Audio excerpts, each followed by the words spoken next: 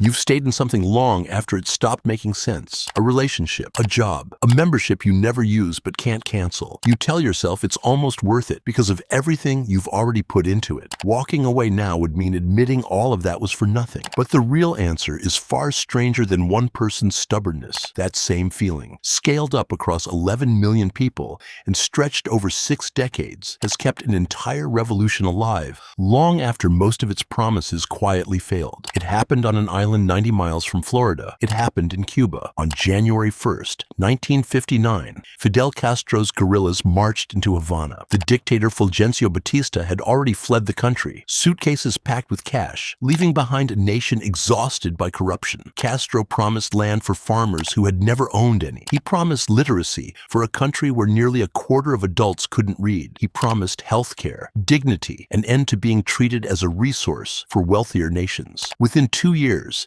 his government ran one of the most ambitious literacy campaigns in modern history, sending over 100,000 volunteers into the countryside, and literacy rates climbed above 90%. For a moment, the promise looked real. Then came the seized farms, the shuttered newspapers, the one-party state, and a Cold War alliance with the Soviet Union that turned a Caribbean island into a nuclear flashpoint within 4 years. How does a revolution built on freedom end up building a system nobody's allowed to leave? The Bay of Pigs invasion failed within 3 days in April of 1961, when a CIA-trained force of Cuban exiles landed on the southern coast and was overwhelmed before it ever reached Havana. 18 months later, American spy planes photographed Soviet missile installations under construction less than 100 miles from Key West, and the world spent 13 days waiting to find out whether it would still exist by the following week. The United States tightened an embargo that has now lasted longer than most of the people living under it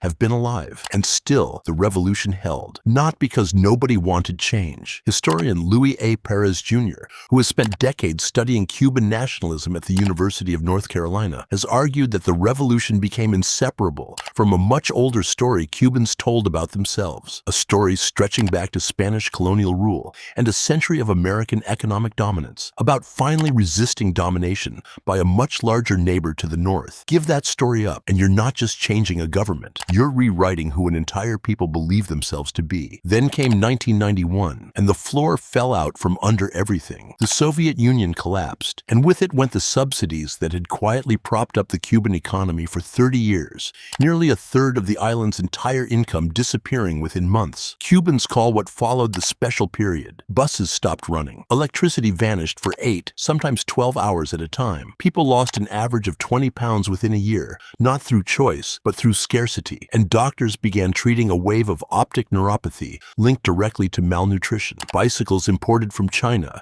became the primary form of transportation in Havana almost overnight. By 1994, tens of thousands of Cubans built rafts out of inner tubes and scrap wood and tried to cross 90 miles of open ocean to Florida, a mass departure history now calls the balsero crisis. This should have been the moment the revolution ended. A government that could no longer deliver the one thing it had always promised, a decent life, should have lost its people entirely. It didn't. Why? Here's where the psychology gets stranger than the politics. In 1985, researchers Hal Arkes and Catherine Blumer ran an experiment that had nothing to do with Cuba and everything to do with why people finish things they no longer want. They gave participants a choice between 2 ski trips, one cheaper but less appealing, one pricier but more enjoyable, then told some participants they'd already paid for the worst trip by accident. Overwhelmingly, people chose to go on the trip they'd already paid for, even though they liked it less, even though the money was already gone either way. Arkes and Blumer called it the sunk cost fallacy. Money and effort already spent should be irrelevant to a rational decision about the future. It rarely is. The more painful the past investment, the harder it becomes to walk away from the path that investment sits on. Now scale that up. Not a ski trip, a revolution that asked people to give up private property, foreign travel, dissent, sometimes family members who fled to Miami and were never spoken to again. Later research on escalation of commitment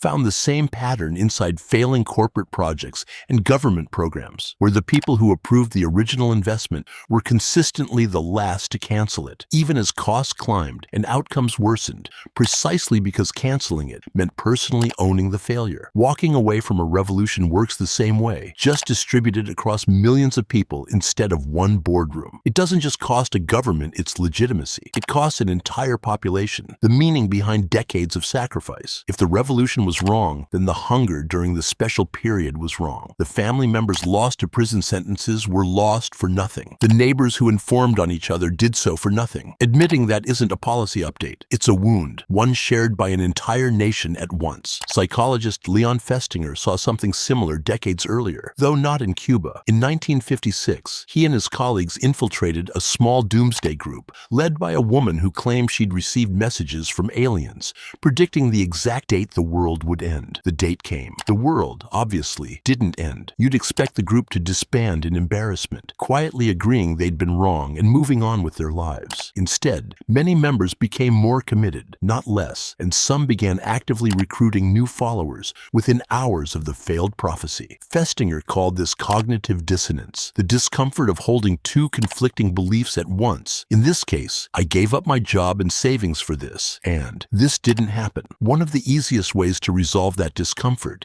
isn't to abandon the failed belief, it's to double down on it and recruit others into believing it too, because their growing conviction becomes evidence that the believer was right all along. A government that has asked its people for enormous, irreversible sacrifice faces the exact same discomfort when the promised outcome doesn't fully arrive. Doubling down often feels less painful than admitting the sacrifice bought nothing. There's a third piece to this, and it might be the strangest one. Psychologist John Jost at New York University spent years studying something that looks almost backward at first, building on decades of research into how people rationalize the conditions they're born into rather than the ones they chose. He found that people living under systems that disadvantage them often defend those systems more fiercely than people who benefit from them, a pattern that shows up across countries, economic classes, and political systems that have nothing else in common. He called it system justification theory. It isn't blind loyalty, it's a kind of psychological necessity. Believing that the structure governing your life is fundamentally broken, with no plan to fix it, is a genuinely frightening way to live. Believing it's fair, or at least justified, or at the very least better than the alternative, is calmer. Cubans who have lived their entire lives inside one system, who have never voted in a competitive election,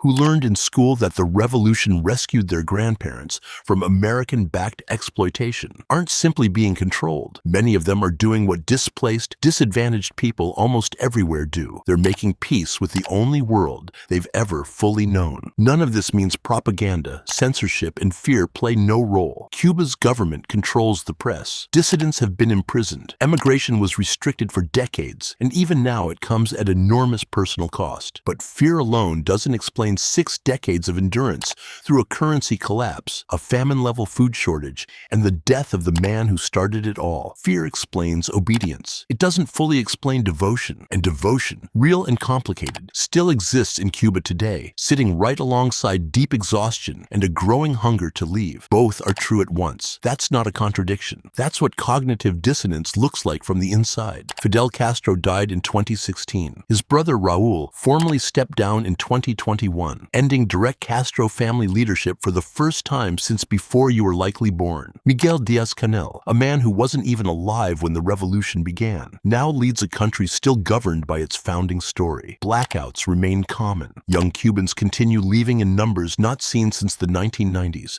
crossing through Central America, through the Darien Gap, toward the same country the revolution once defined itself against. And yet the story holds, taught in schools, printed on murals, spoken at rallies, because the alternative isn't just a change in leadership. It's an admission that generations of hardship secured nothing at all, and very few people in any country can look directly at that thought and hold it steady. Which brings this back to the relationship, the job, the membership you can't quite cancel. You're not stuck because you're weak, and Cuba isn't frozen because its people are simple or brainwashed beyond reason. You're both running the same calculation, just at wildly different scales, with wildly different stakes attached to admitting the math was wrong. The less rational it would be to keep going, the harder the mind works to make the ending unthinkable, and the more elaborate the story it builds to justify one more year, one more decade, one more generation. Notice how rarely the decision to finally leave, in a relationship or in a country, gets described as a single moment of clarity. It almost always arrives instead as a slow accumulation of smaller doubts, each one too small to justify walking away on its own, until eventually there are simply too many of them to explain away at once. So the next time you catch yourself finishing something